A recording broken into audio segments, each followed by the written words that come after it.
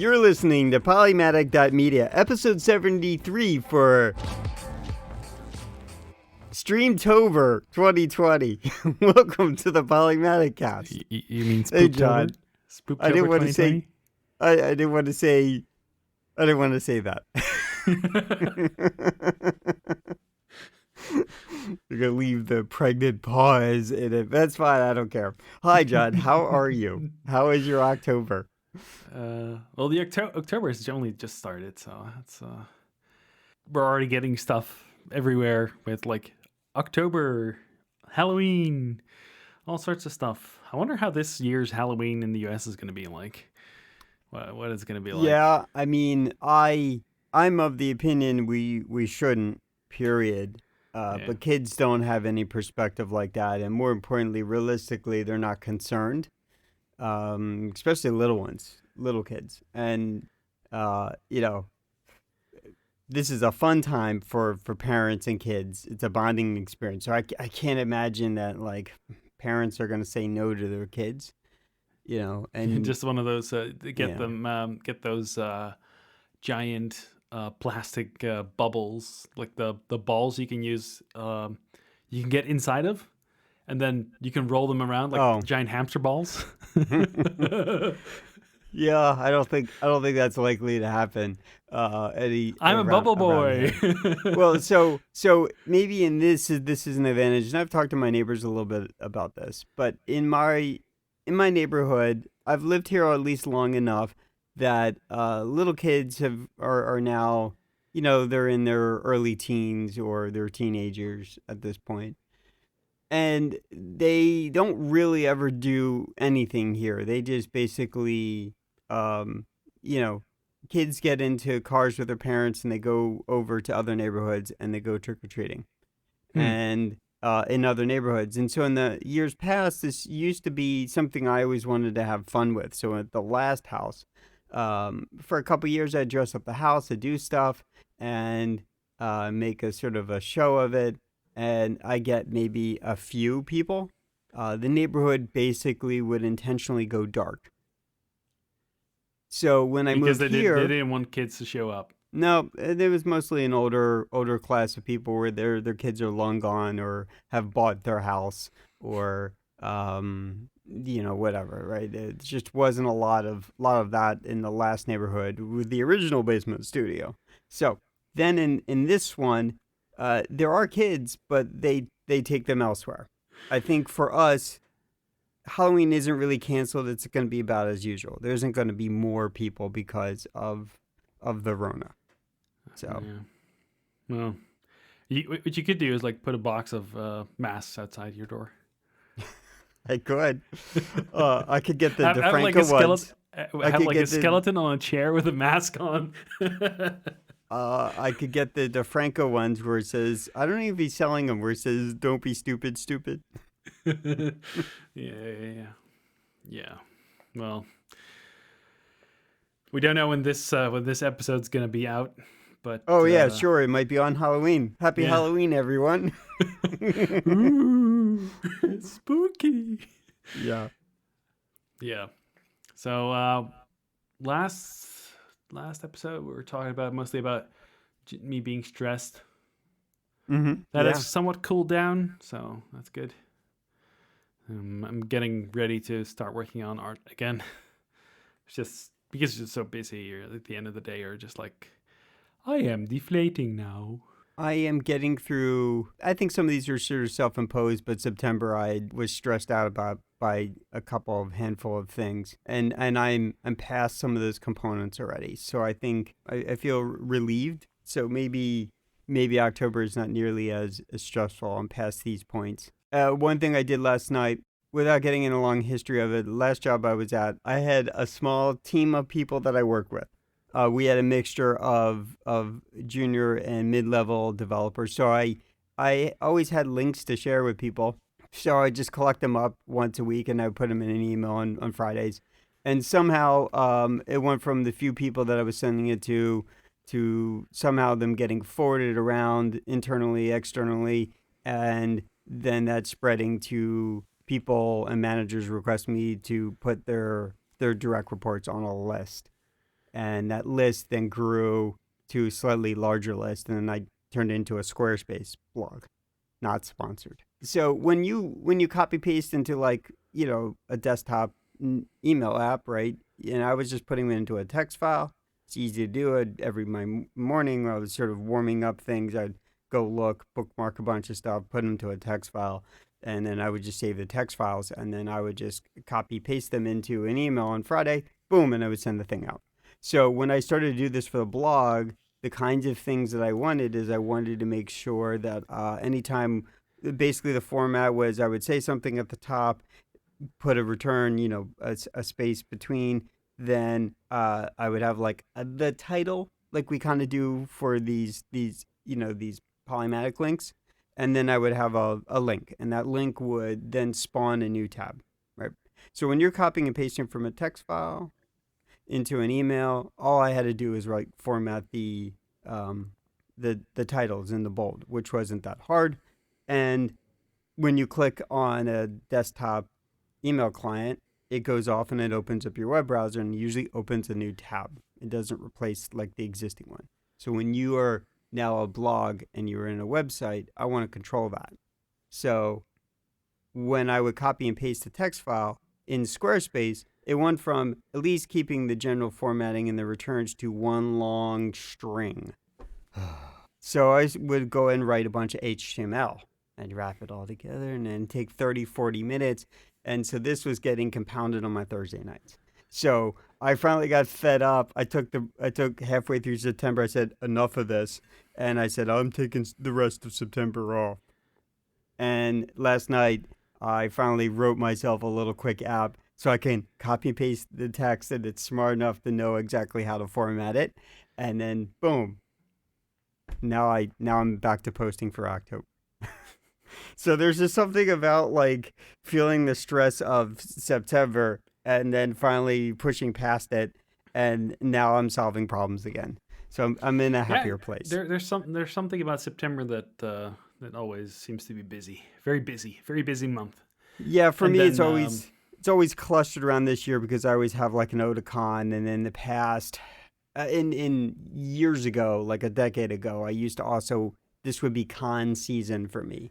I'd be invited to conventions or whatever it is. I go to AWA or whatever it is, and then everyone's having a wedding or something like this. It was like this fall season was like a little stressful time of the year for me, where almost every weekend I was in a new place doing a new major thing instead of just sitting in in the house playing Animal Crossing.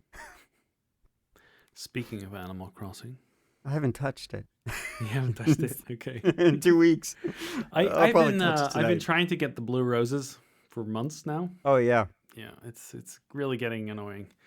So I might have to do some time traveling in the near future to just get them, so I'm done with it.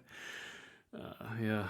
So I've got I have my other Switch that I use for like I want to record some stuff with that, but haven't gotten to it because September was insanely busy for me, and yeah. Now I'm just using it for like the extra free friend that I can use to water my flowers to get the blue roses faster. Oh, is that what? I know that's not why you bought it, but you are taking advantage of that. I'm taking advantage of it. I used to have like the Switch Lite. I was doing that too, right? So I was already working on something like that. Got it. Okay. But, yeah. Well, no, I mean, you know what? I think we're going to get a lot more people on Animal Crossing now that Farmville is shutting down. Is it? I think so. It's not. I think I heard same, that. Is it? No. Well, I mean, so Animal Crossing predates Farmville. Yeah, but Farmville and Animal Crossing are not the same thing. I mean, not exactly. I think Stardew would be the best, closest equivalent. If you were going that way, towards that direction. Okay. It was just a side comment. It was not. I didn't mean anything really, really important by it. Farmville. I'm staying away from anything Facebook related. Yeah, I'm back there for one particular reason. last weekend I went and I met up with a bunch of other Tesla owners. There's a Uh-oh. Pennsylvania Tesla owners club. You're becoming Except, one of them. well, I see other Tesla vehicles. I mean, I saw a couple of them before I ordered mine. That wasn't the encouragement that I needed to order one, right? To be one of the many. It was You're a not. hot person now.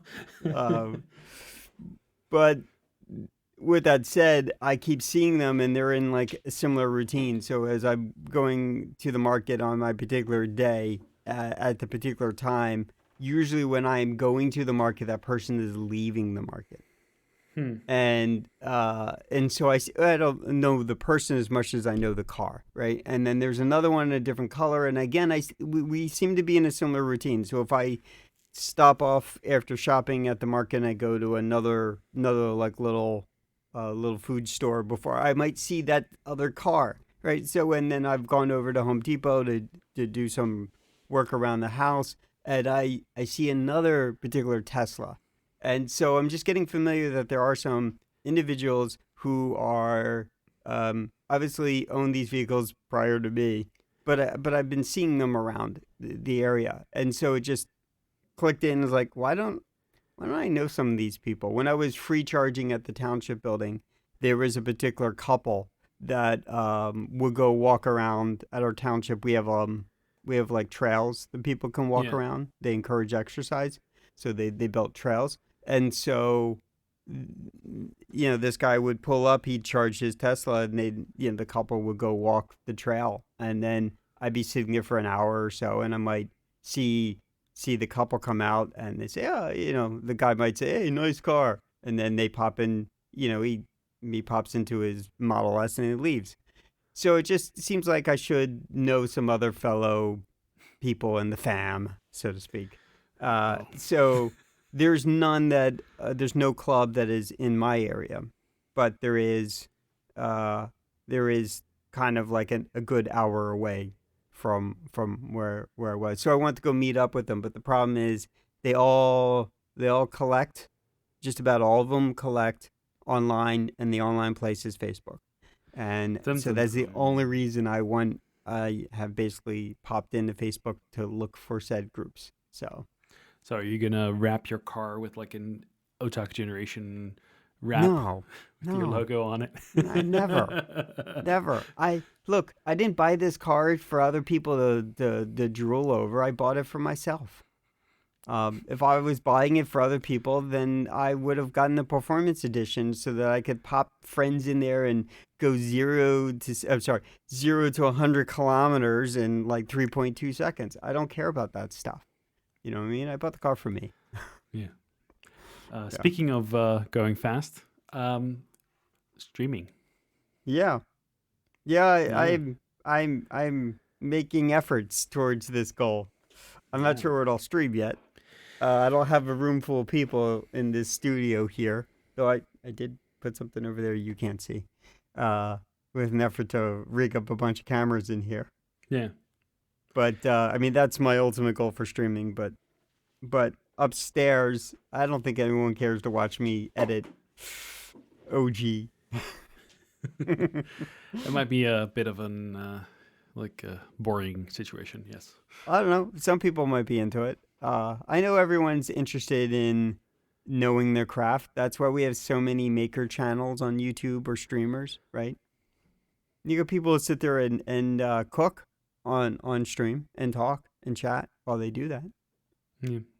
It's not much different. There's a lot of people who also stream their art. There's also and code. Yep. There's a bunch of people who code. So I mean, I don't know. Someone might be interested in watching me edit a Polymatic, which is not the ones that ever get released. It's never gonna happen.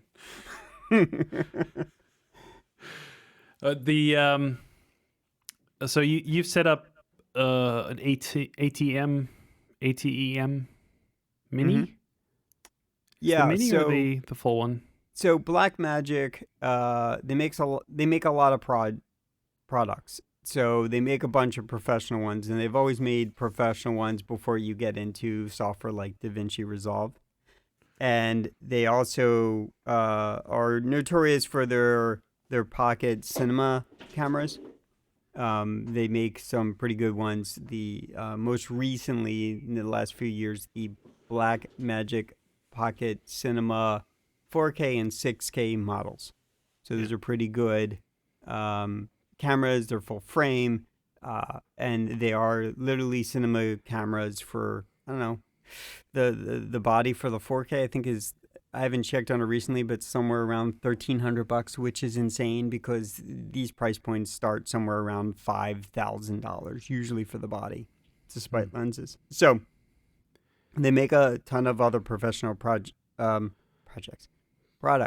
and one of those products, the product lines, is something called ATEM. Yes.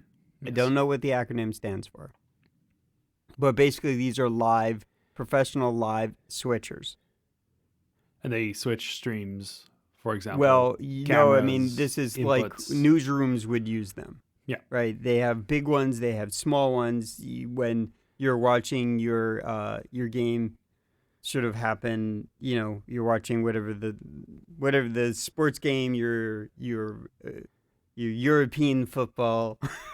I was just putting it that way. Whatever it is that you're watching your live sports. These things are usually coming out of a big sort of 18-wheeler truck that have like very professional live switchers. But if you're doing your local streaming one where it's a little smaller, like a college game, that college might not have bought a big board. They might buy a rack-mountable ATEM switcher with a control panel. So moving forward, they came up with the Mini. This is pre-Rona stuff. They came up with the Mini, and the Mini will allow you to take 4 HDMI things in, and it's just like this little control panel. And you can actually hook it up with their bigger professional control panels and remote control it from software or other computers, just like you can do with their switchers. So I bought the Pro version, and they have a third one, which is this ISO version. So what this thing does is it grabs like the input from those different kinds of feeds, different inputs. Mm-hmm.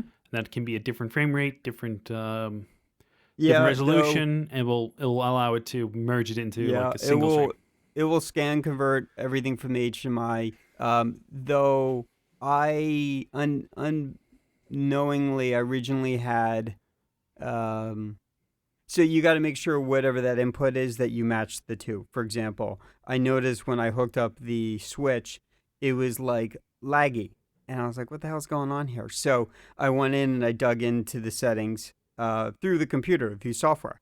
There's just buttons on the physical thing. And I went in and I looked at, cam 1. Oh, it's for some reason it thinks it's doing 24 frames. No, switch over to 30. And then it was perfectly fine. Though my camera is wired right now because I was using it for filming, is putting out 24 frame. So it's scan converting everything. And the big problem with the switch is for some reason it wasn't in auto mode. So if you flip it to auto mode, it knows how to figure it out. Is the input for the ATEM is it pass through? So can you put an output on it? So can you put it out to a monitor? Okay, so let's talk about the technicals. So it has 2 independent mic inputs. Let me rephrase that before we get on to a tangent that goes way into the weeds. Yeah. I have a USB capture card, which has an input for something you want to capture and then an output for the monitor you want it to go to. Yeah. Is there something like that on that device? Yes, there is. Okay, so there is an input and there's an output. So it talks HDMI. Yeah, so the reason I was going in the large thing about they have a bunch of product lines and they have a bunch of professional product lines is they literally took all the stuff that they've already built, right, for their professional stuff, and they just jammed it into a small format. And that was the whole point of me bringing this up. Now, they're big professional ones, and they range. I mean, if you spend $1,000, you can get one of their ATEM sort of like mini equivalents, which was prior to that. And those things will take SDI in 10 gig, like high-end bit, small bit, like the various degrees of SDI plus HDMI, that kind of stuff. This thing just is focused on inputs and outputs that relate to HDMI. Okay. And then what it does is it has USB-C, real USB-C coming out of it. And so you can utilize that to do two things. You can utilize it to control from your computer, through their professional software that is still used with their professional gear, not just your particular ATEM version. And you can also use it as a webcam input. So it's doing everything on that hardware inside that device. So it literally has all the capture hardware, professional capture hardware inside that device. So instead of spending $800 for a Magwell capture card, you can spend $300 for this little thing. If you go up to the Pro version, the Pro version added a gig Ethernet LAN on it, which, by the way, if you plug that into your LAN, you can control over the network from other computers that aren't even attached by USB if you want to do that. Or you can, through the network, control it from the professional panels, right? And the other thing that you can do with that is the Pro version has streaming hardware in it.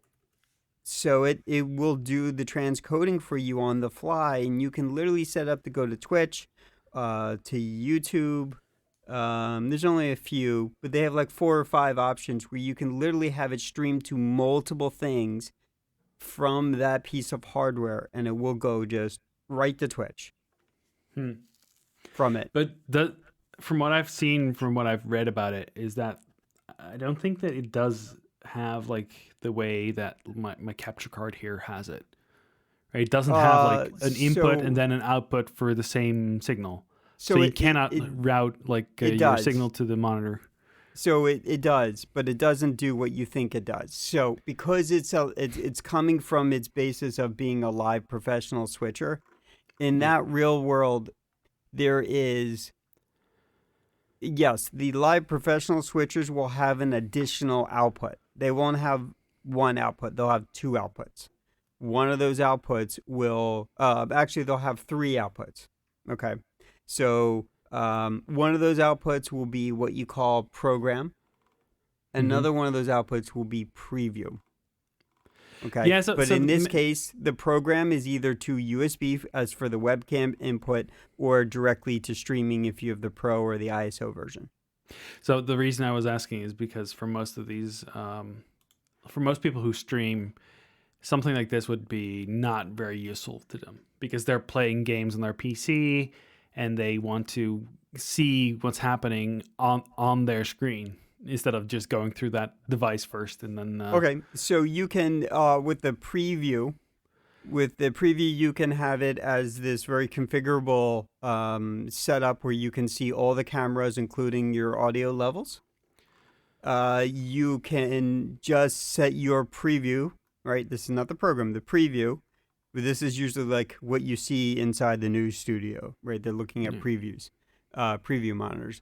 You can switch it to any particular camera, despite the one that is going out live to everybody. If you're sending this into OBS over a USB webcam input instead of a capture card, so basically this means even a laptop isn't suffering from trying to process and transcode this thing real time as much. It's just getting what it's considered a high quality webcam feed. You can then, send that wherever you want. Right, because you're dealing with computers, but you could totally send this to a preview and set your preview to whatever it is you're playing, right? Yeah, but you'd still have like lag on it. So like if I were to plug this in between my my tablet and my PC, and then have another machine doing the actual streaming, right? No. So for me, what I do is I have my camera, and I because I own it. But if you bought a Shinobi or you bought an extra monitor. I have a monitor right near my camera. In my case, I bought the Ninja, so I can record on it. I'm not recording on it at the moment. Excuse me. What I'm passing through is the program view. But if I was recording it so I could edit it later and put it up somewhere, I would just set the preview to be the game I'm playing. Right. Yeah, but like if you look at the Ninja, for example, it allows you to put HDMI signal in, and you Mm-hmm. get HDMI signal out, which is the same as the input. Right, and that's what I'm doing. I'm using that as a pass-through, and then I'm sending it up to a Okay. larger monitor Yeah. Okay. so I can So see it on the that's what the screen. ATM does. So the ATM will send one signal out from HDMI, is what I'm getting at. Okay. Okay. Okay. So it doesn't have like But its multiple ones for destination the. for output is either over USB or over direct streaming. Right now, they do have one additional feature, and if you were not using your USB for a for webcam or control, you Mm-hmm. can send that. You could plug your T5, your T3, your T9 into it, and it will directly record on that device for you if you turn it on. Hmm.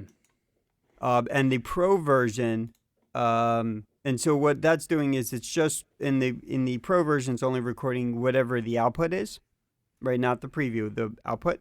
And then if you if you buy the ISO version, what that will do for you is it will allow you to do not only output, but it will go ahead and record every single input stream that you want.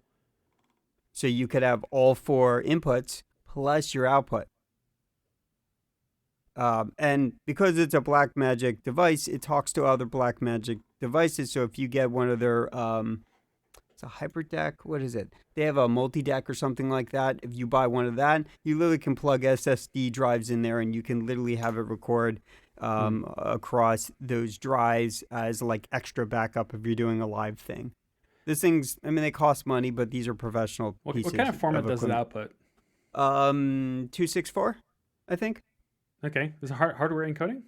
Uh-huh. Yeah. Okay. Everything is done, so it takes all that headache off your. So you can use an older piece of gear with it. It was the point. So here's the other advantages. So I know we were very focused on that area of it. Does it do just 1080, or is it also doing 4K? It's just doing 1080. Okay. Yeah, it's for price. If you want the 4K models, you can, and it's going to cost you more than $1,000. They do have them. They do make these professional things. Yeah, but like for that kind of money, you could like just get an older PC, put a 4K capture card from Elgato in it, and you'll be sure. But done. when the Mini is with the idea for streamers, yeah. And again, this is they put the Mini out before all the stuff happened. Does the Mini have like a direct stream feature? It doesn't. The Pro does. Okay. And then the ISO, the only additional thing about it is, I mean, I think there's probably a couple more, but the major thing that I took from it was that it will, if you wire it up right, it will dump out the video for each of the inputs, not just the output. So, for example, if you wanted to record your gaming despite your face on it on the output, you would want the Pro version. Despite my face?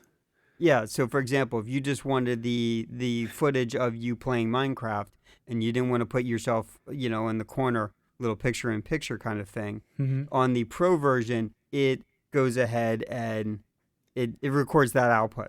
Whatever you would send to the stream or send to the webcam or OBS or whatever it is, that's what it's recording. But the ISO version would also allow you to say, but I want to take Cam 2, which is just me playing Minecraft. So it can record 4 streams individually. 5 streams. Oh, okay. Yeah. So that's the difference, and the difference between the Pro version and the Pro ISO version is like a couple $100. And I would have probably bought the ISO at that point because of spending a bunch of money on it. I would have probably have done that if it was available to order and I had an idea of when it was going to come out. When I ordered the Pro, they were available, but then they were out of stock because all the stuff happened. And it took a couple months, a few months before they got it out of their back order and they delivered it. So there's that. Okay, so let me talk about the other like awesome things about this. And these are key things that talk about the kind of stuff that Blackmagic does. Not to make you a Blackmagic fan, but because it's coming from sort of a mini version of their professional products. One of the things that's nice about it is you can turn on and off each of the HDMI input audios. So you can turn off you don't want your gaming input. You don't want your coming from your camera, right? Like if you hook up your DLSR or your mirrorless or something, it's giving you video out.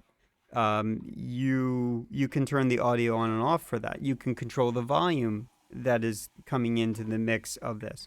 You can also go into that audio and you can turn on and have real-time compressor happen.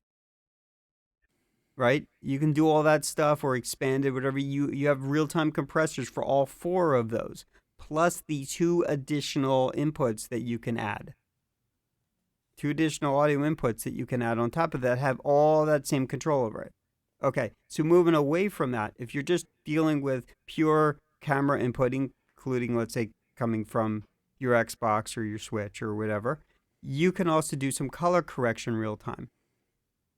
And if you have that stuff rigged to a Blackmagic camera, you can then take control of all the things that the camera is capable of doing. For example, turning on the tally light, controlling the focus, controlling zooming, controlling color correction or exposure stuff happening, those settings happening at the camera level, because it talks to their gear.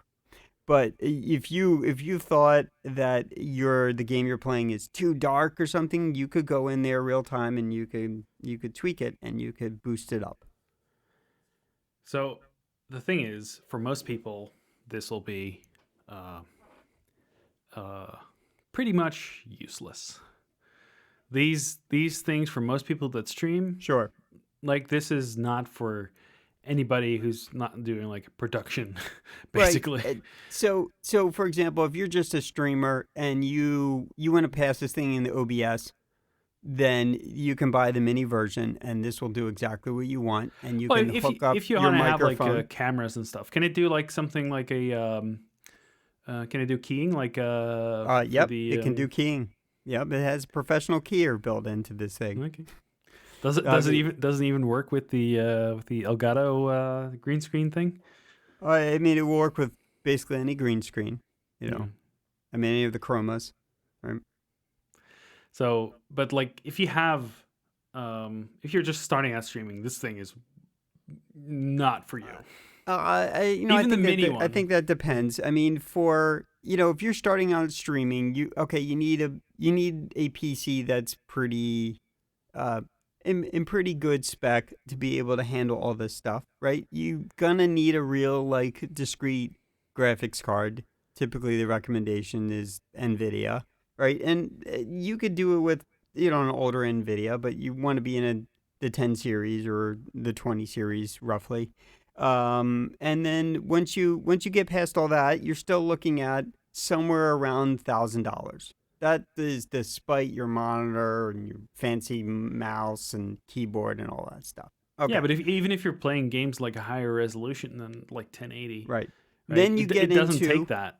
If you want to put a piece of hardware that's reliable into your PC tower to be able to go and do this capture stuff, then what? That's another several $100s. We're talking several hundred being like more than 300 to upwards to near 1,000. If you get the fancy high spec Magwells, they're about $800, $900. If you go down to the Elgatos, which everyone has their sort of opinion on whether the Elgatos are great or not, then you're looking at at least a good $400 or something at the very least. They have a couple offerings. And then you have then the USB alternatives, and unless you got absolutely clean USB 3.1, 3.2, USB-C, which is usually just USB-C is basically just high quality USB 3 or high quality USB 2.0 over it. Those external devices will be fine, but they're not high frame rate, right? Like your AverMedia stuff. I have an AverMedia which does 1080. And I do too. And I have the cam stick, and the cam stick like kills my laptop. It makes it work hard because it can't handle all that input coming in over the USB. And I Yeah. can't use an extension cord. It literally has to be wired right into the laptop. And my laptop's a little out of date at this point, right? It's a couple years out of date at this point. But if you don't have the hardware to receive high quality things, Yeah, but for most people, for most people that do play games on streams on Twitch, yeah, they're all using OBS. They're not using these semi-professional sure, type of right. No, deal. I got that. I got Yeah. that. So I'm setting up the stage for what I was getting at. My point is, for those people, they've already spent probably about $1,500 just for the gear, excluding their monitor, keyboard, mouse, and then their $600 fancy chair. And not including their DLSR or their mirrorless camera, which is another couple $1,000s when they're all said and done. So all that stuff being said, they've already put in full tilt of about $5K, right, when they get to that point. And you can kind of do it on the cheap for maybe about $2K. But if you're looking at super quality and to be all those people, yeah, they spend some money on it. So if you are just starting out and you already have a laptop, even if it's an old MacBook, you buy a $300 mini. Okay, you can't use your USB webcam with it in that respect. You could if you've passed it in OBS and you plug that into your computer. But you could pass your gaming system into this ATEM mini, and think of this as a $300 capture card, hardware capture card that lives outside your computer instead of the one that lives inside your computer. That provides a whole degree of functionality that you can then also feed into OBS and then do some more stuff. So you could do your picture-in-picture with your camera if you already had a mirrorless or a DLSR camera that has HDMI out. And you can do your picture-picture chroma keying, right, of you sitting in your chair in the corner, right? That effect you can turn on and is basically built in, and you can play your Minecraft. And you can just feed that into OBS and stream it. For anything more, like what's the maximum frame rate for that thing? I think it's only doing 30 on this one.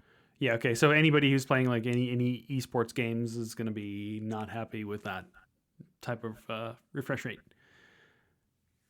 Sure, right, because, well, I mean, you're not streaming that. This is for the person who's going to be jamming this over a webcam or jamming this directly to Twitch. You're not streaming 60 frames per second frame rate out to Twitch. No, but like if you are passing it through there, it's going to limit the frame rate. I don't know what the display. frame rate is in. I'd have to double check on the specs of that if you're concerned about that's coming going to wreck any. No, I think it can do more than that. I just know that it will only do up to 2K in. Okay.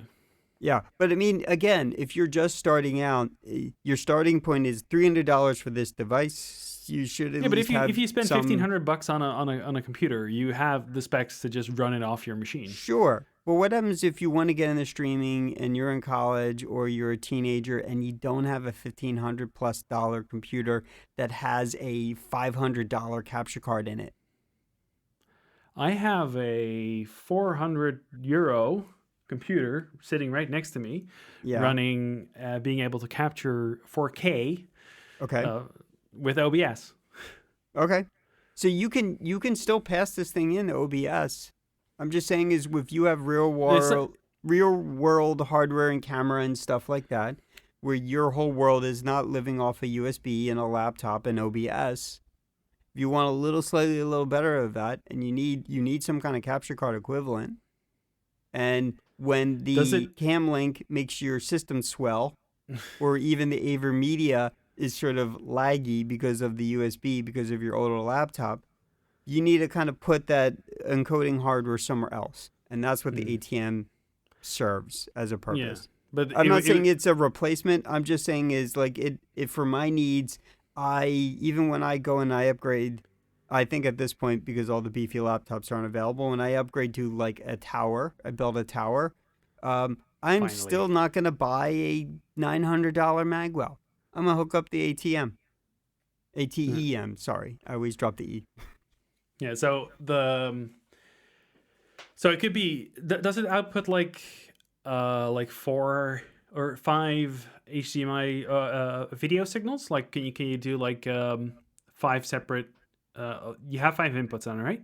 You have 4 inputs. 4 inputs. Okay. So you have 4 HDMI inputs. Then you have their corresponding audio that comes along with each of those, and then you have 2 additional audio inputs you can make. Can you hook this up to a machine and have those 4 inputs as inputs? Not independently, no. Okay, so you need to have just that output. Unless you want their professional gear. Because their professional gear will do that.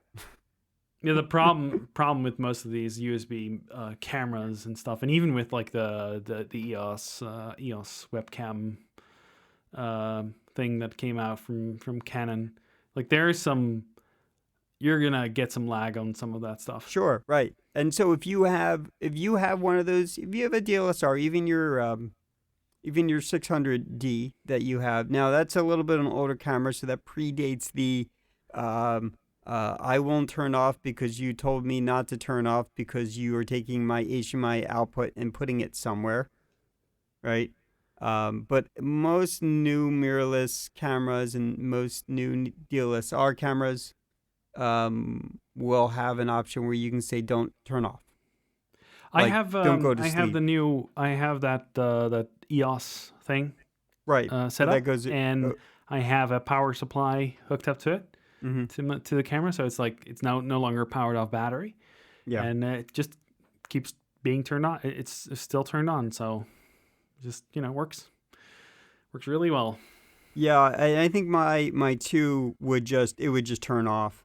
Yeah, but anyhow, so I mean, you had asked, we ended up dominating this conversation piece, but I mean, you've been doing streaming differently, but you're building it and you're putting a bunch of money into it to get to do that, right? So let me say this. If you had some reason where you needed to do some live streaming on the fly with multiple cameras, and multiple cameras meaning assume one of those cameras, let's say, is you playing on an Xbox or your Switch or something like that. Mm-hmm. For example, you could hook you and so I don't know if your brother still has a Switch, but if you could take the HDMI output of 2 switches, you could run that through the ATEM, and you could rig it up in such a way where you. But it doesn't have a, as far as I can see on the internets, as I've been looking up the ATEM, it doesn't appear to have like a hardware pass through. So it doesn't like you plug one HDMI cable in and then another one out to the monitor. No. So what you would do is you would just take your preview and you plug your preview onto that. That's what I do when I play the Switch. I turn it on, and my Switch is on camera input 2, and then it goes to one of the other monitors. So what it will do I've run is, into this problem before, and what I've used in the past is an HDMI splitter, and you just plug that in, and one goes to the monitor, one goes to the recording device. Sure. So Cam Link or whatever you want to plug in. HDMI Type A 10-bit HD switchable. So all 4 inputs are 10-bit, which is awesome. 10-bit. Can't say that about a lot of things. So input standards. It looks like it goes up to 60. 1080. 1080, 60, yeah. Again, this is the mini. This is not the pro version. You want to spend another $1,000, then yes, you can get yourself into but like, the flexible if you have gear. this, you're not going to hook this up to, if you're going to stream with this thing, right? So the mini, right? That thing, the basic variant. Don't have a lot of money. You're not going to have another computer lying around to hook this up to. No. So what you do is you plug So you take your Xbox, right?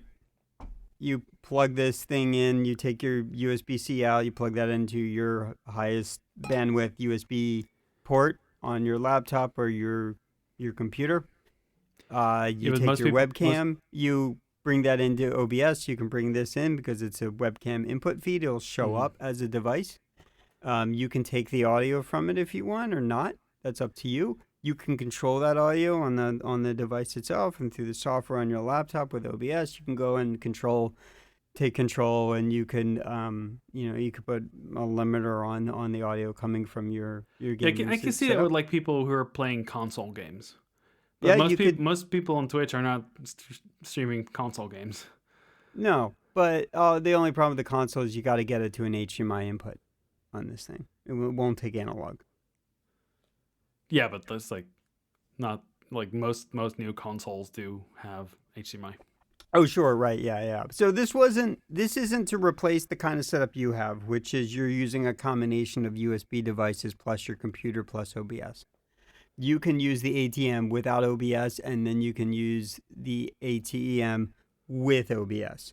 In the case of the Pro variant, that's where you could do your direct streaming. In my case, my brain is not to push it, do direct streaming from it. I don't think that's what my thinking was. My thinking was I would pass this into OBS and then send it places. But if I'm only doing a screen, right, where I'm taking, let's say, output from something else, like a laptop or whatever, and bringing it in and doing picture-in-picture, and I just want to send it to Twitch, and I don't want to have a laptop warming up because it can't handle all this sort of live encoding from OBS and making lots of tornado noises in the background, then in that case I would do the direct streaming from it. But at that point you're talking like a $600 device. You're not talking something cheap. So anyhow, I chose this path because I want to, even with a beefy tower, I don't want it to be so concerned about having to do that real-time stuff. I want to feed the cameras into it. I want to do it through a switcher I can touch and feed it into OBS, and then have OBS send it places. And that is, and if I was really hardcore streamer, I could hook it up to a bunch of bots into Discord or into Twitch, bots that put all the fancy overlays and stuff with the Stream Deck and all that stuff. And so that was my thinking. Now we've had our 40-minute tangent, that's what my thinking was originally. And this was knowing I would probably eventually buy a beefy laptop or build a beefy mini tower of some sort to also do not just this, but plus editing purposes. Are you done? I'm done. You got me into a defense stance. ATM, gotta have the ATM. Wow. Well, you asked about it, and you put me on the defense. You're like, oh, it doesn't do this, it doesn't do that. Well, of course it doesn't. That's not what it's designed for. It's designed for something else. So in your case, but I'm trying to figure out like if there is a use for this in places. Like I understand what you should be using it for. I understand that it's like it's more meant for like you're having an event and you want to get like 5 cameras or whatever and push them into the right like order or whatever, and picture and stuff like that. It's good for that. Like it's hardware acceleration in that device to do all the encoding and getting it on the right frame rate and stuff, and that's what it's great for. So if I were to get one of those, what I would like to have is like having it be able to output like a green background that I can key it out and put it as an overlay in my OBS, for example. Right? So that's what I would use it for if I have like 5 cameras, which I don't have, but Well, so in the case of an artist perspective, if you wanted to dump a webcam and hook up an overhead cam for, let's say, you not doing it, getting the screen from your Cintiq, but like drawing or painting, right? You could set up an overhead. You can have a camera that is pointing down that has outputs HDMI. You can plug that into the ATEM. You could have a camera that has your face or another close-up of your hand, let's say, that is pointed in that direction, and you can feed that in, and you can just hit a button to switch it. And you could feed it into one. You could turn all the audio off from those inputs, except for, let's say, an independent one. Let's say, because I know you already have some actual like analog hardware. You can feed that audio output right into the thing, and go from your wireless or your large diaphragm mic. Like this is more for a tiny little semi professional, mini professional tool for people who have that kind of gear. This isn't meant to mix in USB webcams and USB mics. It doesn't do that. I think this thing would be very handy if you're like doing like you're live making things.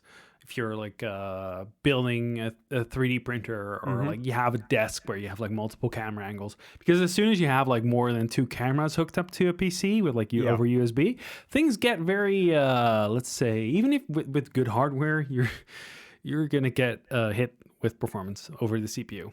Yeah, because the USB stuff all goes over the CPU.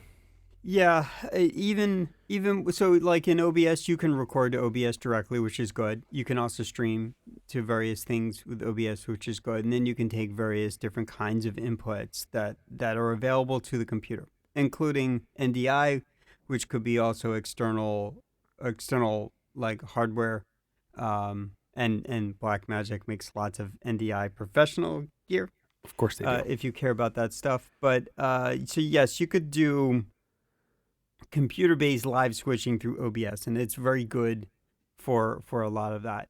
But there are some cases where, let's say you have multiple cameras set up and you're making stuff in your wood shop, and you happen to have multiple cameras, and instead you just kind of want to record it as you're going live. And so you buy a T5 or something like that, and you have like a high-speed USB-C terabyte drive. And you plug this thing with the ATEM, and you basically put a bunch of HDMI outputs to a bunch of cameras.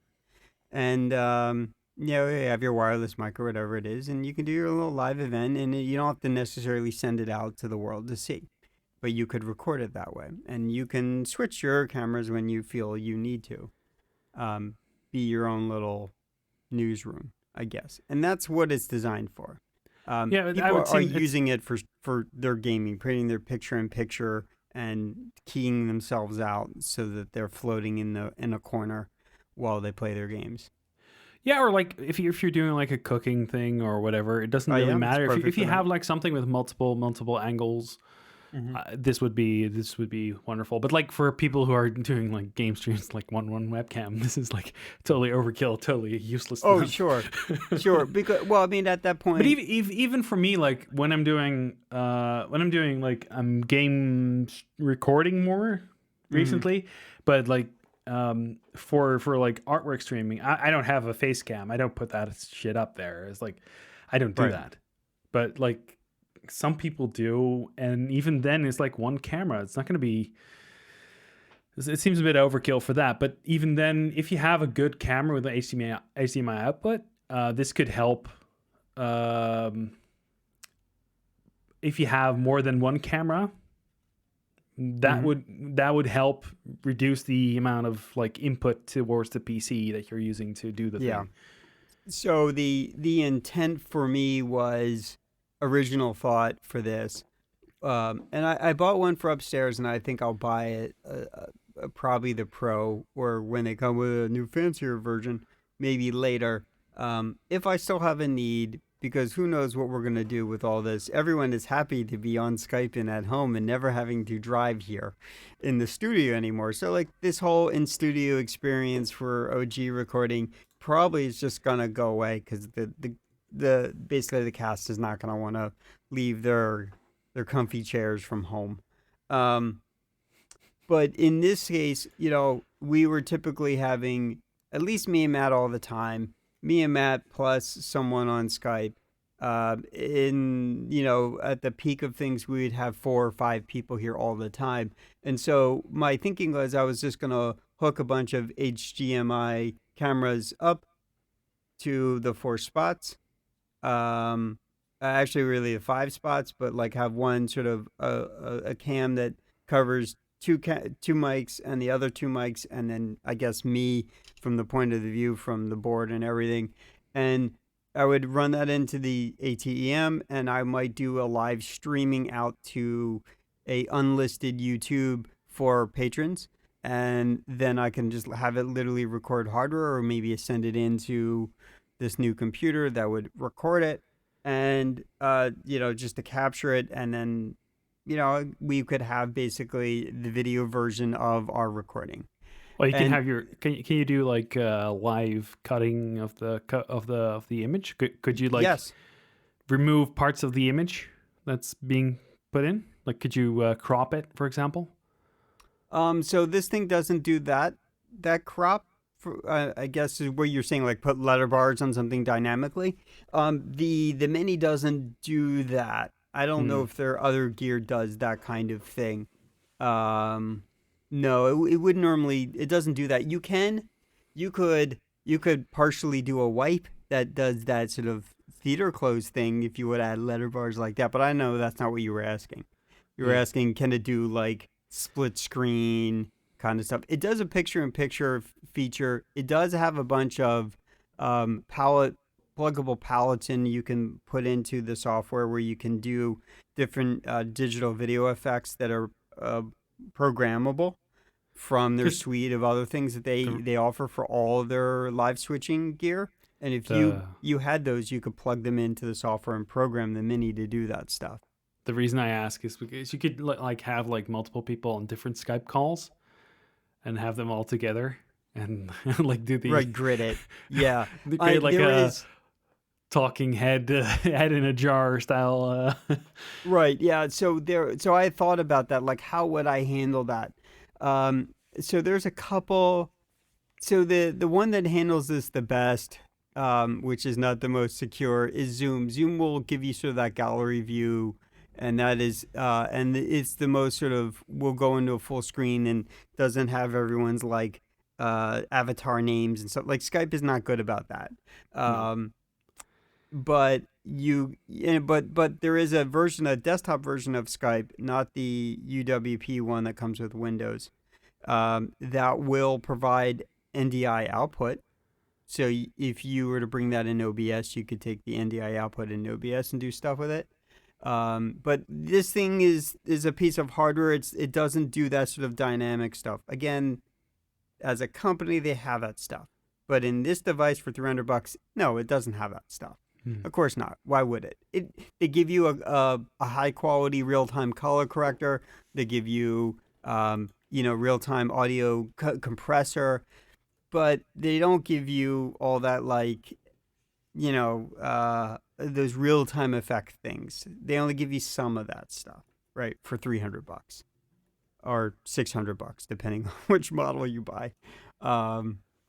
There was a tool, a thing called Red something. Is an audio capture card. Like if you're not a capture card, a USB XLR interface, basically. Okay, right. There's a ton of those. Yeah. Yeah. What was the name of that thing?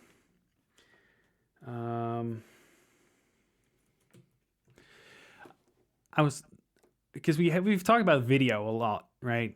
But I know what it's called. It's not called Red. It's called Scarlet. The Focusrite Scarlet. Okay. Oh yeah, I've heard of this. Yeah, Focusrite. Yeah. They make some gear. Yeah. Yeah. So like, you're not just focusing on like video hardware. There's also audio hardware you need to take care of. Right. Yeah. And the one thing that peeves me off more than anything is when people have like, oh, they're wonderful HD screen stuff, everything, and then their microphone sounds like it's made out of a potato. Yeah. Well, in my case, what I can do with this board, definitely, because this is, this is overkill if you're just doing Mike and John, right? But when I have 5 people in the room with potential guests around the holiday, which is unlikely this year, coming in because we just all came back from Otakon and we got a couple other staffers talking. We're all talking about it, right? When I'm miking up like 8 people, what I have here in this room is not overkill.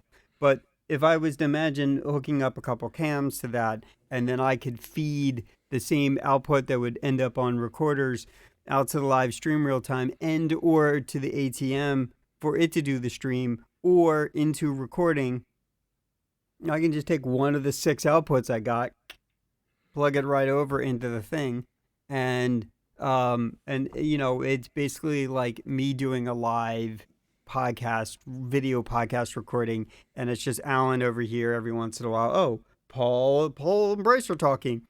Camera 3, and just me flipping it as necessary. So for this kind of thing, the more like live production thing, the ATM is golden for this solution. But Yeah, it's not all it for needs is another, like, a display on the device where you can just push the button that has the video feed on it, so you know what you're pushing, what you're switching to.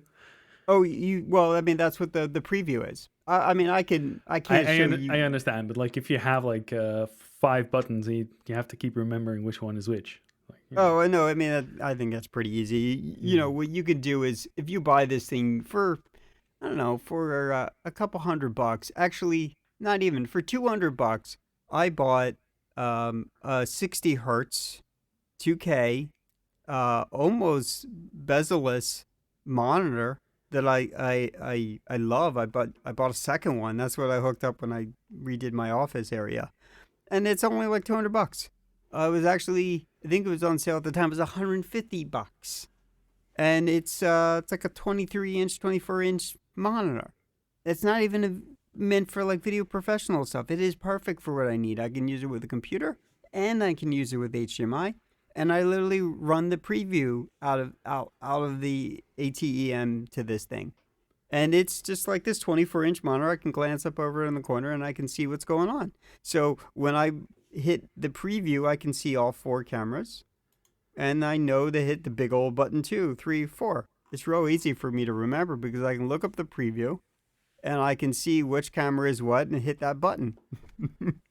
It's like a 2-second thing. It's all worked out. So that's why I went through that solution. Not to go into defense stance, it has its value. It also keeps me from making the CPU on my computer basically freak out all the time. And that's the problem with the OBS solution is you need some real hardware to be able to handle that. Well, Even if you're just doing like a $50 webcam, right? And if you want to record this stuff live, you don't want to record the fans spinning up on your laptop or on your hardware. You got to keep that away from the mic. Well, I think your experiences with the way you've set it up might have been part of the problem, but like the whole OBS thing, you can if you have like 1 camera or 2 cameras, it's fine. But as soon as you start adding more cameras, it's gonna be a major problem. Yeah. But like for 90% of the people, 99% of the people, they're not gonna have 2 cameras at all. Mm-hmm. Like they're gonna be streaming their little Fall Guys game or their well, whatever, or Among Us, right? Mm-hmm. And your laptop is not gonna. Well, most people would not be having a laptop with that. Like if you're gonna do anything with OBS, you're not gonna do it on like a laptop hardware. That's just dumb because you're gonna produce some heat. Even in my solution, you need to have at least a camera that has HDMI out. You can buy these conference cams that are like $200-300. Yeah. Someone recommended when I was asking about streaming, he had said, well, like Black Friday is great because what happens is these mirrorless cameras that are still pretty good, they all do HDMI out, and you can put them in modes and put dummy batteries in them and feed them power. And that thing that used to be $900 is now like a couple years old, and now it's like $300.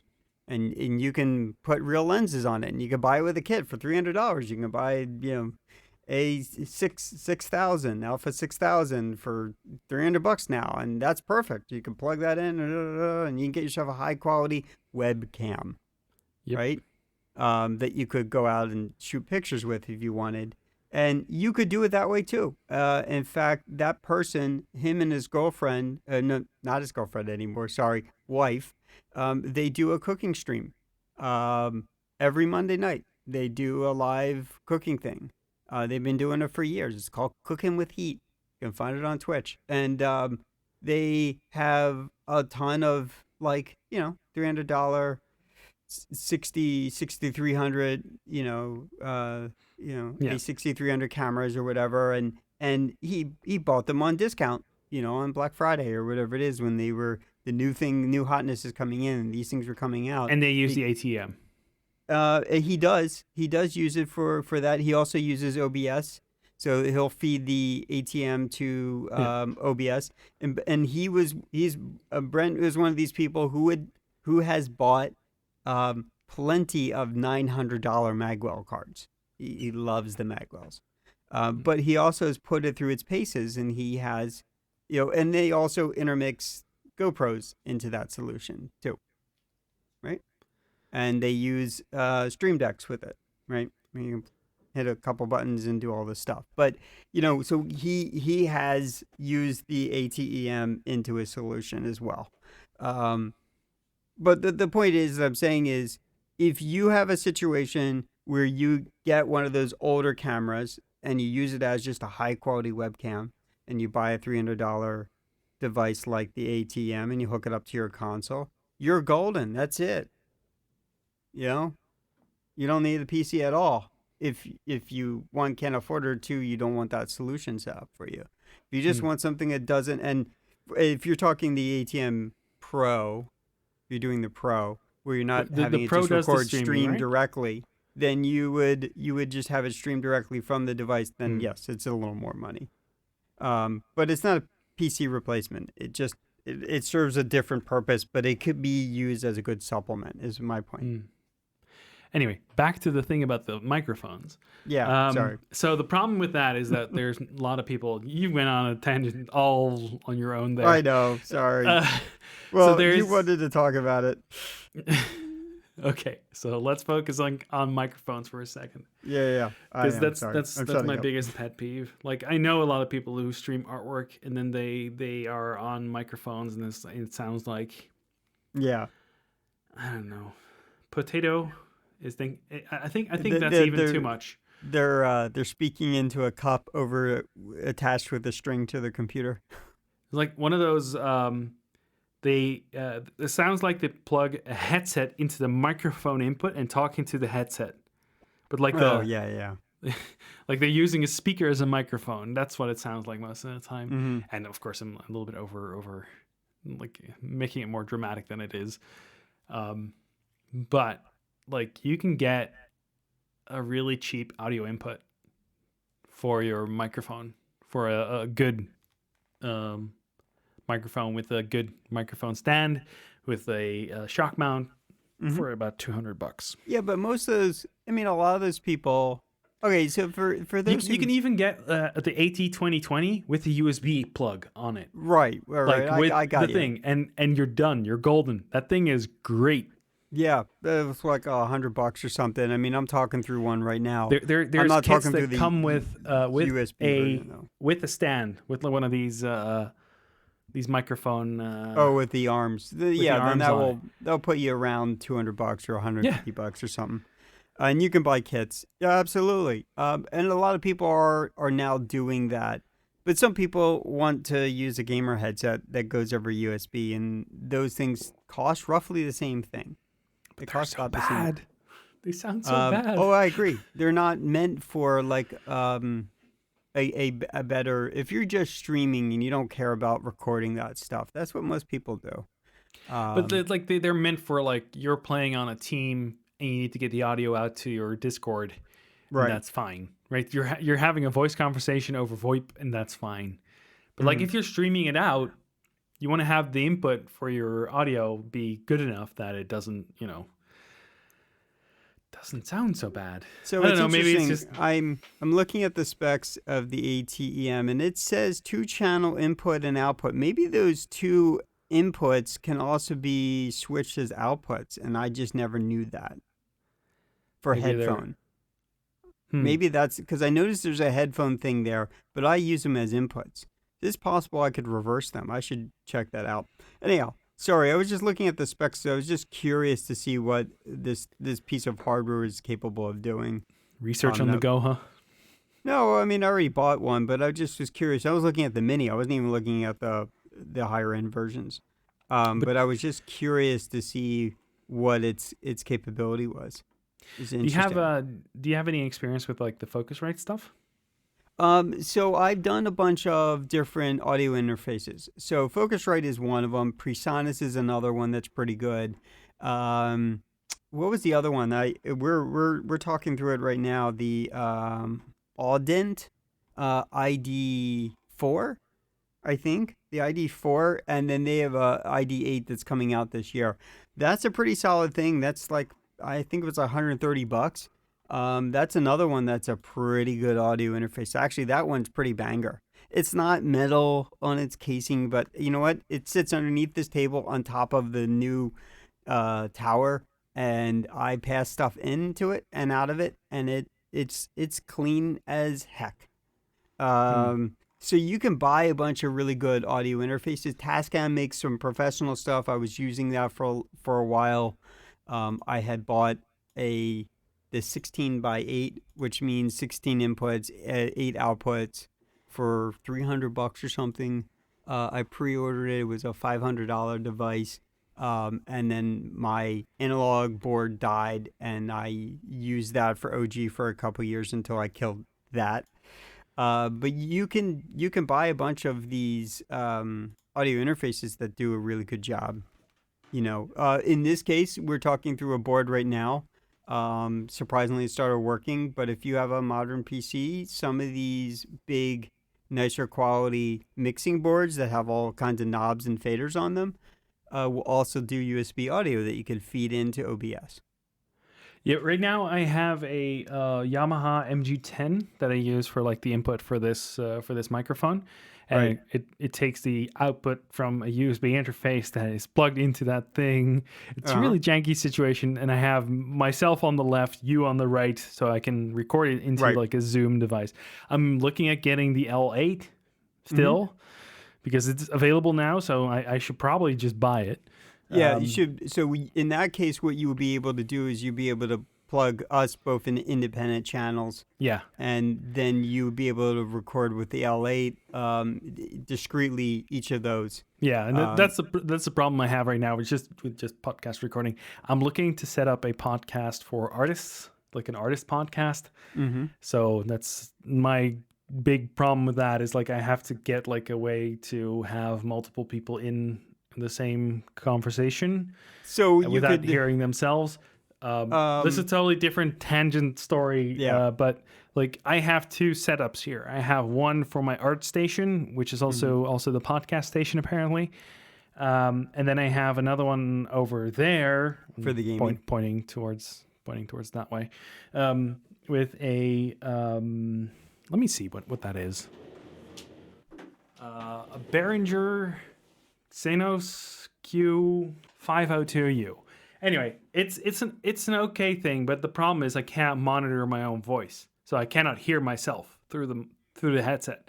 I'm thinking of getting the Yamaha MG10 something or other, like the one with the USB attachment to it, so I can hear myself while I'm doing the thing and hear the other people as well. So what happens is when you buy audio interfaces, so there's a bunch of them in Mac world. Was M Audio is another one a lot of people like. I mean, you can use that with Windows too. But there's a ton of these, and I mean, if you're going down the path, I bought a Personas, and the Personas is really nice.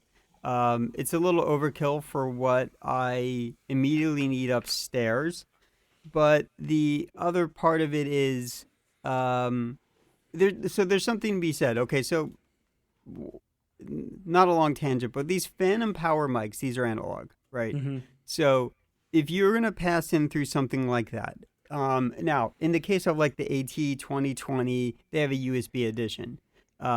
If you want something that's a pretty high quality USB mic, Elgato has put out the Wave 3. The Wave 3 and Wave 2 are pretty good.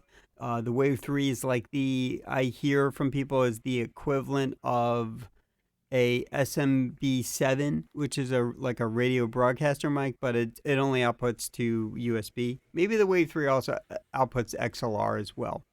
Uh, And so if you use one of the SMB7s, which is a really good mic, I have one upstairs.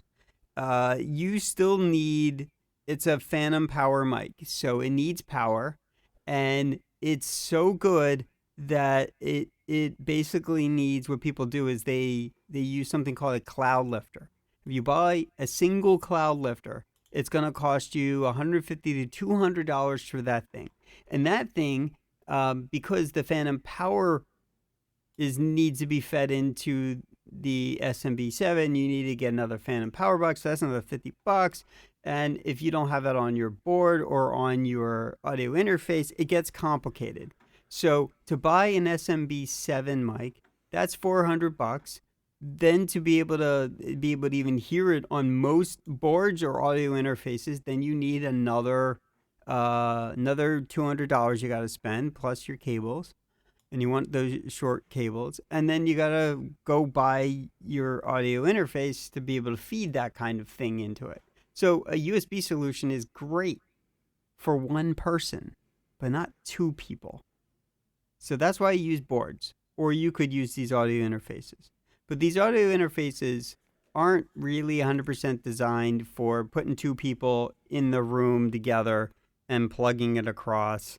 You can do it. For this is mostly for people who are like doing it themselves. Like just it's one mostly person. They're really designed for the person with a mic and a guitar, electric or not, for you to mic up, physical things and have those two things come together, and you record them into your PC, into your computer. So that's kind of what those things are for. People are using them for these kind of setups, and that's perfectly fine. For $200, you can get yourself. Focusrite's pretty good. Presonus is good. Audiodent or Audent. It's like AUDIENT. Audent. Makes some pretty good gear. I think it's the ID4 that I have down there. The ID4 is pretty baller. The ID8 is coming. I saw that. But for less than a couple $100, you can totally get a pretty good audio interface card that runs over USB. But in your case, I think you kind of want more of what I'm doing, which is you're going like full analog before you send it somewhere, right, to a recorder or to a computer.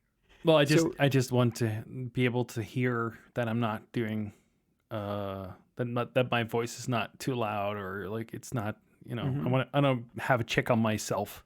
If I have the headset on, I can't hear myself. I might go too loud or something like that, or like I don't want that to happen. So that's why I want to hear myself before. It's not some sort of narcissism. It's more like I don't want to sound like an idiot. So you can get away with things like with some of those audio interfaces. Most of them will have assignable audio output from your computer, right? Yeah. So I have a USB audio interface that from Behringer that's in between my Yamaha mixer and my laptop right now to do the podcast. I have one of those I use for playback for OG through the laptop, right, which is independently hooked up into this board. You can also get some of these boards that have ASIO out or USB, just normal standard audio out. Yeah. If you have a modern computer and modern piece of hardware, that will give you all your knobs and the things you can twist and turn and feel comfortable about, and then also get a digital version of that to your computer. Yeah, I think for recording podcasts, I think that the setup I have right now it's more than fine. It's just I'd like to have something on my other machine that does this. Like for recording streams or recording like gameplay or whatever. And I think the L8's probably a good candidate for you, the live track. Yeah, but the thing is, my game PC has a good video card. Well, good enough for me. Problem is it's making noise, so the video card fans are like they're noisy for me. Like most people won't notice them. I notice them Right, a you lot. can hear them. I can hear them. I hear a lot of stuff through this. So if you were sitting in the room with me, and Matt would see me once in a while, I would look up and I'm like looking up because I'm hearing something above me, or I'm hearing something outside, or my neighbor or something, and he's like, huh? And usually I cut that stuff out of the recording, and it's like, oh no, I'm hearing them. They're playing their music loud on or there's over here, or any, because I can hear additional stuff on these mics. I can hear when someone's speeding down the road nearby. Like I can hear the airplane making a lot of noise above, and I will pause and wait for it. I can hear the cricket. I heard one last night outside. And if you listen to the recording I made, I literally was like, the cricket was speaking up as I stopped talking. So I'd wait for it to chirp, then I would continue. I wait for it to chirp, then I would continue. And I just cut those parts out. So in this scenario, yeah, you can hear lots of stuff. The stuff that will annoy you and will be picked up for you on your streams. Yeah. Well, the better your mics, the more it picks up. Yeah. But there's like there were conversations on streams that I've had where I'm like, what the hell am I hearing in the background? What are you doing? Oh, So- they were like they're doing all sorts of stuff in the background. It's fine, but like you want a mic that doesn't pick up like the entire world, right? And So in something that like, case, you can. I mean, can you put that system somewhere a little more isolated where it can't be picked up, and do you have a closet that you could sort of pad and stick that thing in? I would like it to not overheat and has a glass panel on it, so I want it to still show, right? I don't want it to be out of the way. The problem is probably what I need to do is probably replace the fans, and then it would be fine. Because everything in the entire case is like silent. I can put the fans for the case fans. I can put them like 80%. I won't hear them. As soon as they go over, they go very noisy. But like that's the GPU fans. They're like at 0 to 31%. They don't turn on. But then, as soon as they go over the 31%, it will start doing every once in a while to get the temperature low. Yeah. And because like it doesn't do anything lower than 31%, like I wish they just opened it up so I could set it to like 20% fan all the time and it would be very silent. It used to do that, but then there was a firmware update and it stopped doing it. And now I can't get it down to below 31%. This zero noise feature. Yeah. Zero noise feature is the fan off. Yeah. So this is the kind of thing that I wanted to avoid, no matter even if I build a nice beefy mini tower or something like that. Oh yeah, you can easily avoid that by not using Asus. Okay, not buying the dual the 1060. Don't buy that one. It makes noise. Oh god, yeah, you're talking about the graphics specifically card, this graphics card, but yeah, like I have in my machine, I have Noctua fans specifically because they're quiet. They look like crap. They're brown. They're ugly as hell, but they're very quiet, except for the fan on the GPU. So as soon as I start playing a game, it makes noise. The point of me putting stuff like that onto the ATEM for my simple use cases, that's it. That's all I wanted. And I didn't want to, in my most immediate use case, I have a laptop. I don't have a mini tower. But when I build that beefy mini tower and I spend money I don't want to spend, when I finally get to that point and do it, I still don't want that beefy system to be thermal throttling if it doesn't have to. I don't want to put that contention on it so that it has to do that for me to stream stuff. Yeah, that's it. So the goal for me is in January, February, I'm going to build a new computer, and that's going to be like the biggest, baddest computer I can build. It's probably going to cost me around $2,500, and I'm going to have it all water cooled, and and with like the most silent fans I can, Mm-hmm. and then I won't have that problem, including the video card. I want the video card water cooled as well because I'm not Right. bothering with noise anymore. I'm just done with it, and then I can have one setup, like one computer to do both the art stuff and the game stuff, and have the audio interface hooked up to it. Do the Skype calls we do with like that machine instead of having to hook it up to a MacBook. Yeah. Switching over cables, all that sort of stuff. It really pisses me off, right? I cannot keep this going. I need to at some point make a break and get a new machine that does that for me. Now I could probably pull it off with the machine I have right now for my art PC, because it wasn't a very expensive machine, but it will probably do all of that at what I need, and can be very silent as soon as I like swap out the video card. Right? Yeah, my whole setup, even though it seems like overkill for upstairs or even downstairs, is I just want to flip some switches, turn stuff on, have it ready to go to do for that purpose. That's it. That's what I wanted. That's why I redid my office a certain way upstairs. When I switched from work mode to personal time on the computer mode, it's pretty simple. And people are like, oh my God, that's totally pro. Oh my God, that's totally overkill. And I'm like, no, it's not. Here. Oh, holy crap. Oh, holy crap, that's awesome. It's like, because I don't want to have to, like, what I used to do is like pull this cable down, do this, do that, and, hard left, right, nothing. I want to come down here, I want to turn some gear on. I want to make sure I check everything off, record. That's it. That's how I want a podcast. That's how we do it. Well, That's how I've been doing it over time. the audio interface that I use for the podcast and for streaming the artwork stuff. Mm-hmm. I have that hooked up to like a USB switcher, so I can just unplug it. Not unplug it. I could just press the button and it switches to the other machine, which is great. But I'd still have to have my MacBook on a thing here, and it's like my desks aren't too big. They're like 120 centimeters wide. That's not great in desktop size. So I might even have to buy a bigger desk. Mm-hmm. But I want to, like, I've tried multiple variants of what I've set up. So I currently have the Cintiq on one desk, and then the art PCs on the other machine, on the other desk. So while we're hitting over the 90 minutes, because Alan went on a 30-minute defense tangent, 40-minute probably, because I did. My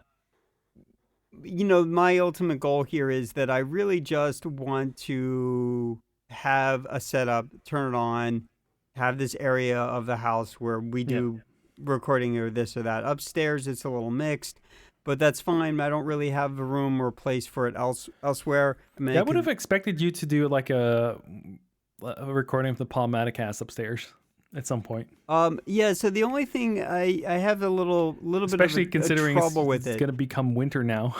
Well, so here's the huge issue with me with the gear. So what I do is I bought an SMB7 and I hooked that thing up. And so the reason I was bringing it up and talking about it earlier is that even though I have a cloud lifter, it lifts things up so that it sounds good. But the problem is it also picks up a bunch of low level and amplifies a bunch of low level noise that isn't necessarily coming in through the XLR, but is around the environment near the mic. So the mic is picking up all the stuff near the monitors. So where I'm sitting right now, there's a monitor to my left, but it's a good, I don't know, it's probably about 3 feet away from me. And the board that this is running through is maybe about 1.5 feet away from me. And, there is no computer monitors flanked to my left or right that are near me. So, and this is not an SMB7, and this AT2035 is not super amplified. So this thing is loud enough on its own, despite going through and being sort of gained in through the board, that it doesn't pick up a lot of environmental noise. The SMB7 is great about not doing that, but it's so low that if you want to boost it up for streaming or whatever it is, you need to have a good enough quality board that has enough good preamps, good quality preamps. So not every single audio interface that you buy can do that. the Auden 4ID4, whatever I bought. Apparently, if you gain it all the way up, it's capable of making at the most minimal level, making the SMB7 easy to hear. But in my setup upstairs, it might not be great. So I have this sort of confluence of a wireless, a lav mic I can pop on, and I'm plugging them all through the audio interface so that I can feed it into the ATEM and also through OBS if I want. And I've tried upstairs podcasting with it, and I can't hear myself well. And it's just because the way that all the gear is set up, I don't know if it's just the hardware. I can't really hear myself as well as I can hear myself on this particular board. And it might be just sort of the chemistry of how everything is set up. And so I'm not done yet, and me not being done yet isn't saying that the gear that I bought is bad. It's just that there's too much little anomalies going on around me that I haven't sort of worked out of my space. It's the microphone sort of right in the middle being flanked with gear, right? It's got a big monitor on my right and of a collection of monitors on my left, and it has gear floating all around it, and it's picking up those things, and it just doesn't sound good enough for my ears. So I tried podcasting on it one day, and I did, and I boosted it quite a bit, and it didn't sound wonderful. But this sounds better. This sounds better here. And I don't think it has anything to do with the mic. I think it has to do with the environment. And that's what I need to sort of figure out how to invent up there. And then once I figure that out, maybe I will be doing that, Okay. Yeah. There's a rant for a reason, because it's been the thing that is like why I'm not done my thing upstairs. It's because of that. I haven't figured that out. Have you streamed to Twitch yet? No, not ever. I did a bunch of tests unlisted to YouTube to play with it and look at it. Yeah. That one thing that was your microphone was I don't know. The one of them sounded really bad, and that was apparently the expensive one. Oh yeah, I think I figured out that problem. The music from the neighbor. Oh yeah, I think I figured that problem out. It was the way. So the way I was getting that into the ATM is on the Personas. You have two assignable headphone out, and so whatever I was doing at that time, I didn't have a bunch of other little things. So I wasn't sure where the noise was coming from. I don't know if it was in the recording. I don't know. And eventually I figured it out, and I bought some high quality ground loop isolators so that even on the output, I could feed it directly on one of the sort of routable outs, line level outs, and feed that line level into the ATEM. And so I did that. And so, yeah, I mean, I just, it was just a bunch of things like with a lot of that where you just have to kind of figure it all out. And some part of my brain is like, I want to go buy an L12 or something upstairs. And maybe I'll swap out the Personas. Or I'll leave the Personas in, but on top of it, I'll put the L12 board in, and I'll wire all my sort of podcasting gear through that. It might have a lot to do with. Is the difference in price between the L12 and the L8 that little that you want to get the 12? Because I don't think you have enough like inputs upstairs to even warrant like getting an L12. Oh, you'd be surprised. You'll find a use for it. Yeah, you'll be surprised. I mean, that's why I was like, oh, maybe I'll just buy an L20. And so we'll see. Like, so the reason you're thinking get microphones for your socks or something like that. Yeah, but here's the thing about it. What happens if this board down here dies for something, and I have a less use case for it upstairs? So it's easier for me to take a backup that I physically have available to me. And I've done that in the past where I've bought. So would the L12 be enough for downstairs? No. Okay, so that wouldn't be a backup then. No. But if I bought another L20. Oh, you're gonna okay. Right. And the so thing I'm doing is having the opposite effect. You're adding more. right. Yeah, right. I'm But I'm getting a just saying is L20 for like, upstairs. if I'm going to have a pro setup, I might as well have a pro setup. But also, once I go and I build a new mini tower, and again, this is money that I have available to me to spend, but I'm not spending it. And I just bought the new Pixel 5. I pre-ordered it. So like I saw my bank account go down and I'm like, I don't like that. So I'm putting the brakes on everything again so that it refills back up. Um, but the point is that even if I use it for like editing setup upstairs, let's say I go buy a house, I go move or whatever it is, and now I have my filming set up, and my area where I do all my editing and everything is separated from the podcasting space. Maybe I do the interviews in the house. Maybe I do it in the living room where I live right now. And with that, I would need 3 or 4 mics. And if I'm going to pass it through any of the gear that I have, I could do it all through the gear, but I could also pass it through the board, pass it right into the system and record it also as a backup there live. So like you seem like, oh, it's overkill. You give me time, man. If I have these options, I will use them. So it's not life finds a way, but Alan finds a way. Oh, I always find a way. I mean, this board seems like it's overkill, but not until when I get people in the room and then I got to hook up this, got to hook up that. If that ever happens again, yes. Yeah. Well, I mean, this thing is wired for, it can do up to 20. There are 16 of them are available. And I have it wired for 5. So it doesn't seem like, well, that's a lot, but no, you'd be surprised. You add a couple more people. We've had New Year's where I didn't have enough mics for everybody. I mean, it literally physically didn't have the mics, and when I physically had the mics, I didn't have the inputs. So and now you do. Now I do.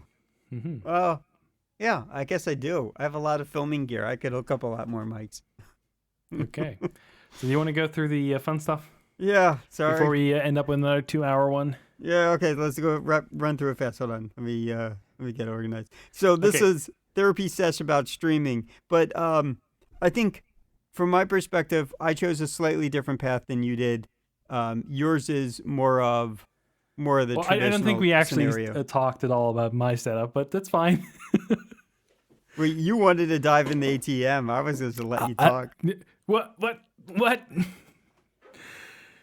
What? You wanted to talk about the ATEM, and you wanted to be defensive about it. I mentioned it. I mentioned it. That's all I did. Yeah, I guess you're probably right. Okay, so let's run through the fun stuff. Do you wanna do another recording next weekend? No. Let's not do that. Let's not do that. Well, okay, so fun stuff. As soon as I have a new setup for like the new computer and stuff like that, we should do another streaming gear setup. I think we should do like maybe a revisit this later when we both have our setups worked out. Yeah, more worked out, and we should go over like maybe we should add like a video link with like some actual shots, photos of the thing.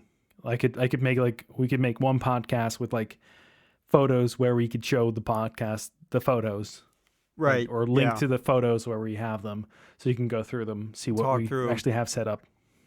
Because talking about all this stuff like the ATEM for 90% of the people, anybody listening, you say that for they're not going to know what it is. It's not the use case for me. This is I just have a different way I want to stream. Right? I can't imagine anyone cares about me. I'm not talking about use cases here. I'm talking about it being very hard to visualize what the setup is. Sure. If you're talking about it, right? So if you show what you have as a setup, it shows more than it means more to people what you're talking about if they can see it. And talking about it on a podcast about streaming hardware, only if you show it, then it's going to be, people are going to understand what you're talking about. Yeah. Like the video signal goes into this box, and that box puts it out to that box, and then goes to the computer, and that goes to this, and like it shows you more than talking about it. Yeah, all this tech talk. Ultimately, what it comes down to is anyone who wants to get into this stuff wants to know about all these things. The problem is, it's not easy just to talk about. You have to demonstrate it. And this is what you're talking about, to demonstrate it. And not just demonstrate, more like even if you just show the box that it is, right? The thing you're talking about. Like these are the inputs, goes in here, right? That kind of stuff. For me, I had to look up the specs for it to see that it didn't have like the input output stuff. And I don't have that thing, so I don't know, it isn't visual for me to be able to talk about it more. Right. I mean, you can Google it, and you'd end up, let's say, even I did, you end up in B&H, and or you end up on their website, and they have a pretty good comprehensive schematics where they show you what's in, what's out, what you can do, what's assignable. Yeah, but even if you look at, for example, the L8, like, for example, that thing has some inputs and it does certain things, but so it only... This is a whole different tangent, which I won't go on, but I've always had this problem. Until you physically own the hardware, you really can't get a good, real review. Yeah. You have to have a lot of good Q&A. And all these people make these reviews about it, and it's good for this, good for that. Show me how the freaking inputs work. You don't show, right. And so, like, I always end up going out to the site and I end up zooming in so I can see the details of the controls because I know what I'm looking at. And because I have a history of having hardware, different kinds of gear, I know what I'm looking at. And just looking at the technical specs, like, and it says it's got this and it's got the aux, this, I said, oh, I got it. That's not assignable. This is assignable. That's assignable. Everyone has their own vernacular, but they're not speaking the same language. Not just that they're not speaking the same language, they're not even showing what the features are. Right, yeah, I got you. Yeah, and so these are the kinds of things... Can I use this for my specific use case? And then there's like, Zoom is pretty okay about this because they actually do like make their product videos where they show some of the features of the thing, but not the very specific thing I want. I want to be able to put this into that and then go out there and do weird stuff. So when you're... Okay, when sorry, mini rant over... when you're sort of a technical person or a logical person, you want the specifics. It's the same thing like carpenters or people who work with, who are makers of any sort. They care about the size, the dimensions, and the speeds, and this and that. Like the specifics are important. The problem is you just can't talk about it and it be meaningful on a podcast. And even in a video podcast, this stuff is very hard to explain in a way that's meaningful to those individuals.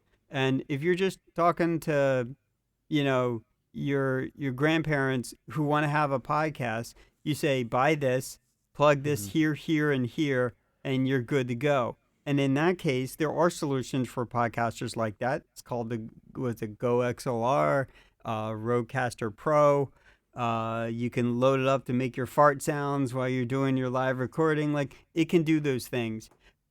Is it good for like a big, streaming live setup? No.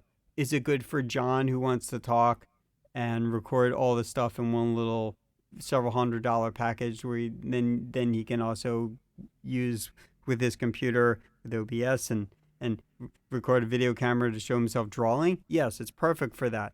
But once you add 3 or 4 artists into that, it doesn't work anymore, right? Because it's technically a complicated thing. It's not hard to talk about. So, are we done with this now? We're done? We're done? Okay. So, Simpsons predicted it. Polymatic.media V2. It's Red Letter Media. Mike was going over all the Simpsons episodes and found an episode where it basically predicted 2020. So, that's a fun one. Polymatic.media V2. Yeah. So John says he sent this to me, and I guess he did, so I'm now following this YouTuber, so I generally recommend if you're into maker things. And this person obviously goes through the process of documenting it, in a video format for YouTube. And so one of his needs is he really just wanted some camera gear, so he thought he would put it together himself. 3D printed a camera arm. Polymatic.link/V8. If you're into this stuff, I would generally recommend you follow this person on YouTube. Mm-hmm. Yep. And last week I hurt my neck. So I decided to buy some hand warmers to put on my neck so I could function. Polymatic.link/V3 about hand warmers. I've got a few of those. So you were curious how the chemistry works on these things? Is that why you went there? No, I already knew somewhat how it worked and was like, okay, I know that Periodic Videos had a video about it. I was like, okay, that could be fun to put in. Just, you know, a fun video. They're usually a very good channel. They're very quiet right now because of the Rona, but there's lots of videos out there. So, very good channel. Polymatic.V3. Yeah, Polymatic.link/V3. Okay, so given the fact that we're still in the Rona, I mean, like, who couldn't have predicted that we would still be here? I certainly would have. So I just labeled this every Zoom meeting. It's meant for a comedic purpose, but really have some patience to watch it at the end because there's a sneaky reveal. So Polymatic.link/V6. I thought it was reasonably funny. I did have to actually have the patience because I'm like, what am I watching here? Yep. That's the whole point. The joke is exactly what's going on. Yep. Okay, Cody is doing all sorts of stuff again. He's melting a bullet with moving magnets. Polymatic.link/V4. Yeah, I watched this. Is he okay now? Is he back to normal, Cody? Actually, I don't know if Cody was ever normal, but I mean, is he back to a state of normality?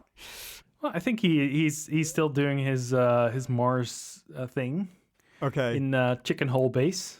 Oh but, boy. Like, he's building a sort of like a middle of the desert, like a Mars habitat style thing where he's growing plants in a plastic drum and all sorts of other stuff. So I think it's still interesting, and he does some mushroom stuff, and Polymatic.link/V4 for Cody melting a bullet with moving magnets. Yeah, it was interesting. Okay, so on the path of not to be a pod person, but I thought this was interesting, and it gives you a perspective, and it's non-exclusive to Tesla. I think this is just more in my brain to think about it as any electronic sort of full-on battery EV, right? Electric vehicle. But this case, they chose a Tesla because it was available in the U.S. Polymatic.link/V9. Tesla in the form of a police car. Things you don't normally think about, but how going EV for even, something that you're used to somewhere, municipal vehicles, right, like police cars, how going EV could be really a value add for everybody. Yep. Polymatic.link/V9 for that. It's a long video. And if you're interested in this stuff, they're a pretty good channel to also follow. Okay, I have a video for the new WoW expansion, but the WoW expansion has been postponed. So Polymatic.link/V5. There's a new expansion called Shadowlands coming out, and it's basically just their heaven or hell or whatever. So Polymatic.link/V5. Shadowlands Afterlives Ardenweld. I don't know. Yeah, that's kind of cool. This is it's a motion comic. Yeah, right? It's more like the same video, same style as the video they made with Jaina Proudmoore. It was very good. That was a very good video. I don't know if I'd say this is one of my favorite ones. I like the Jaina one better, but Polymatic.link/V5. For those who know what animatics are, basically this is sort of colored in, filled in, not just sort of pencil drawing kind of things, but it's a motion comic. It's like a high quality animatic, but it's meant for production release. It's not meant for like internal release that they just happen to share. So, okay, so moving on, the last one here. So this is more of a channel that I discovered recently, because the YouTube algorithm or feed fed it to me. And the one I found, which is a little absurd, I think John would have complete objection to. So I chose A slightly older video, Quarantine Cat, Polymatic.link/V7. I love this channel and this sort of character that they made with Michael. I think it's pretty funny. Pretty impressive too. It doesn't seem like it's impressive, but you don't understand. If you understand the VFX behind the scenes, it's pretty impressive. And Michael is a real cat, so the fact that they've done such an effective I thought it was manner, a puppet. No, he's not a puppet at all. In fact, all the cats that you see there, including the dog, they're all real. But if you go far enough back through the channel, there is a couple from a few years ago where there's like a Q&A. Okay, so here's how I do this stuff. Maybe they used to be cats. Used to be cats. No, but it's pretty effective. You think they're all puppets. No, not exactly. It's just really good, very effective visual effects. Okay, I've got another link, polymatic.link/VA for the Jaina Proudmoore Warbringer video. Okay. That's the thing I was mentioning just earlier with like the animatic, the artwork that's animated. But like, it's like an art piece where there's multiple layers and they animate the layers. More like, I don't know. Yeah, so polymatic.link/VA for that. I'll force Alan to watch it in a minute. You see the difference between the two. Anyway, Alan, where can they find you? You don't need to find me. Actually, if you don't want it, you want a version of me that doesn't rant, then you can find me on Twitter. Polymatic. Twitter.com/CHAESS. You can find me at Twitter as well. Twitter.com/webdevy, WEBDEVVIE. For feedback, you can reach us at podcast@polymatic.media. Music is by Seuns, which you can find at polymatic.link/EK. Our Twitter is the Polymatic. Website is polymatic.media. And I hope you tune in next time.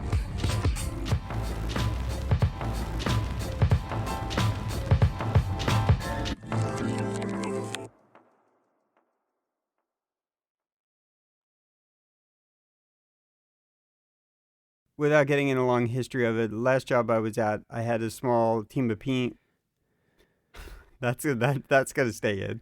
I had a small team of people that I work with. Yeah. I will start up Audition. Audition is recording now. Are you also recording on your thing itself?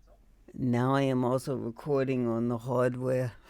I don't know what that voice is, but whatever, I was doing it. You were doing just an accent. An accent. Well, I don't know. Combining them all. I'm sure I got it from some like comedian or cartoon voice, right? It sounds like a cartoon voice.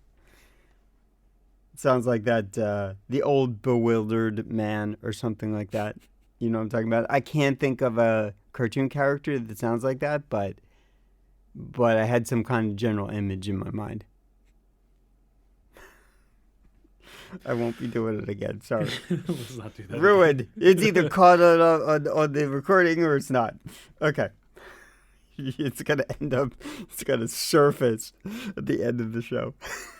Yep. All things are fair game. I don't want to say that for the title.